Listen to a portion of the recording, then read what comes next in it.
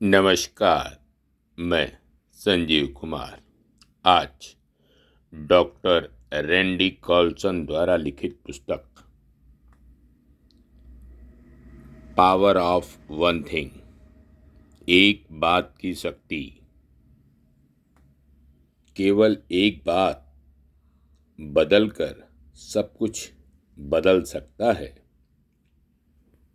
इस महत्वपूर्ण पुस्तक के चौथे भाग को मैं आपके समक्ष संक्षेप में प्रस्तुत करने का प्रयास कर रहा हूं। जुनून कहता है, जो हो रहा है उसे होने दें। बीच में आने वाले हर कारण को वह शिकस्त देता है। Alexander pope. शारीरिक व्यायाम करने के लिए रोज थोड़ा समय बचा कर रखें। व्यायाम करके हमें कोई विश्व स्तरीय एथलीट नहीं बनना है, किंतु इसके कारण हमारी भावनाओं को संतुलित करने में मदद मिलता है। मूल रूप में कोई भी भावना बुरी या हानिकारक नहीं होती। भावना उत्पन्न होना ईश्वर की देन है, अतः वह अच्छी ही होगी।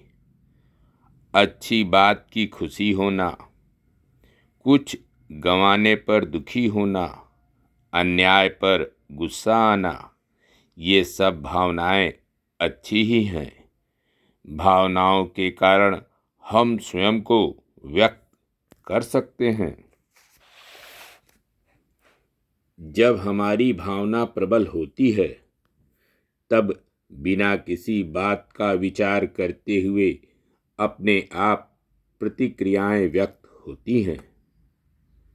मन में नकारात्मक विचार आने पर उनके अंदर न उलझते हुए कुछ रचनात्मक कार्य करने से उन नकारात्मक विचारों से बाहर आने में मदद मिलती है। उसी तरह किसी कठिन परिस्थिति में भावनाओं के वश में जाकर प्रतिक्रियाएं देना है या नहीं, इसे हम तय कर सकते हैं। इसी के साथ भावनाओं में कितने समय उलझकर रहना है, इस पर भी नियंत्रण कर सकते हैं।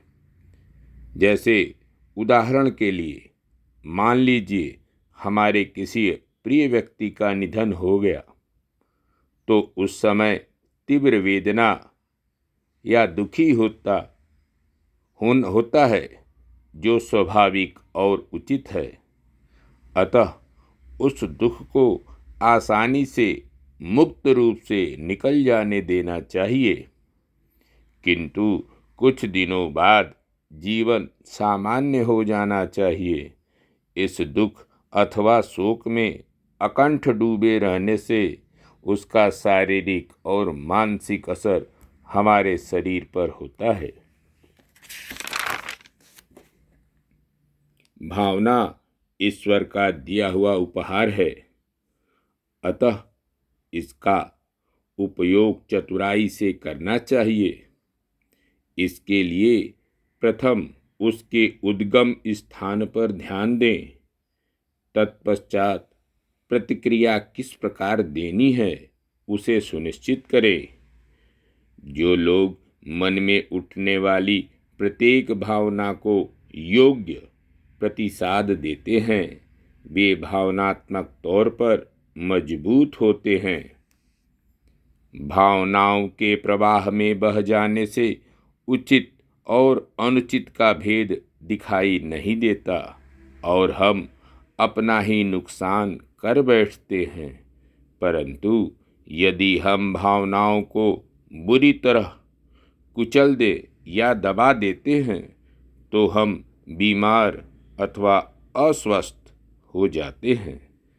दबी हुई भावनाओं और निराशा से शरीर और सेहत पर विपरीत असर होता है। इतना ही नहीं, इससे होने वाली प्रतिक्रिया नकारात्मक और कड़वाहट से भरी होती है। ऐसे लोगों के मन में क्या चल रहा है किसी को समझ में नहीं आता। ऐसे लोग स्पष्ट बोलने की जगह फप्तियां कसते रहते हैं और ताना मारने से तो कभी नहीं चूकते। ईश्वर की शक्ति हमारे आकलन के परे है, अतः उस पर विश्वास करें, प्रार्थना करें और ईश्वर प्रदत्त भावना का संतुलित प्रयोग करें। अपनी भावनाओं को संभालना यह रोज की जंग है। एक ही बार में काम करके यश प्राप्त हो ऐसा नहीं होता। भावनाओं की ओर हमेशा ध्यान देना होता है। डेनियल गोलमैन अपनी पुस्तक इमोशनल इंटेलिजेंस में कहते हैं कि मनुष्य के जीवन की तरक्की का प्राथमिक अंदाज उसकी बुद्धिमत्ता पर नहीं बल्कि उसकी भावनात्मक बुद्धि पर निर्भर है। सिर्फ बौद्धिक दृष्टि से बुद्धिमान लोगों की तुलना में भावनात्मक दृष्टि से परिपूर्ण लोग जीवन में अधिक सफल होते हैं। जो लोग भावनात्मक रूप से सुदृढ़ अथवा होशियार होते हैं उन्हें हर समय इस बात का ज्ञान रहता है कि उनके मन में क्या चल रहा है। भावनात्मक दृष्टि से मजबूत व्यक्ति स्वयं की भावनाओं को योग्य तरीके से व्यवस्थित करते हैं और परिस्थिति के अनुसार उसे व्यक्त करते हैं। जैसे क्रोध आने पर वे सामने वाले पर चिल्लाते नहीं बल्कि शांतिपूर्वक किंतु उचित शब्दों में अपनी नाराजगी व्यक्त करते हैं या वहां से हट जाते हैं।